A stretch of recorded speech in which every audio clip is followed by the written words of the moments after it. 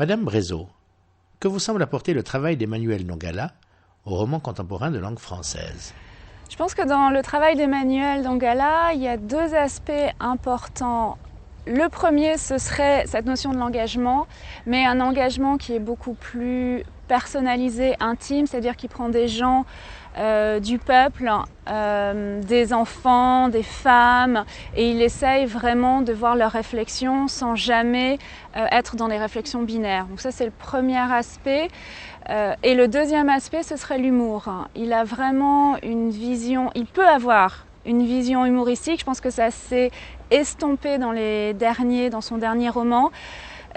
Cette vision humoristique, elle était très présente dans Les petits garçons d'associés des étoiles, à travers le regard, toute la vie au Congo était vue à travers le regard d'un enfant, un regard extrêmement naïf. Donc ces deux choses combinées font de l'œuvre de Dongala un des aspects importants du roman de langue française.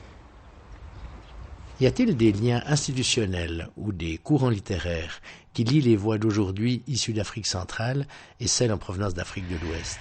Je pense il faut revenir, il y a des festivals, il y a notamment le Fest Africa qui a été créé à Lille dans les années 95 par Noki Djedanoum qui est un Tchadien et qui chaque année, maintenant c'est terminé, mais chaque année faisait venir des auteurs d'Afrique centrale et d'Afrique de l'Ouest à Lille pour discuter de thématiques.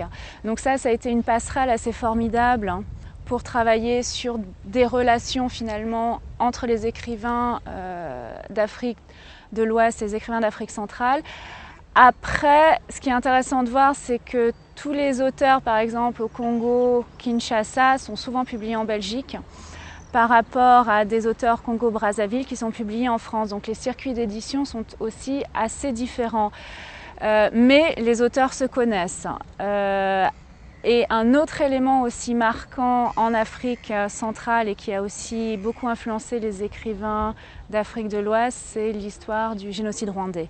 C'est-à-dire qu'au moment où le génocide a eu lieu, de nombreux écrivains d'Afrique de l'Ouest sont partis, après le génocide, sont partis pour écrire sur ce qui s'était passé au Rwanda.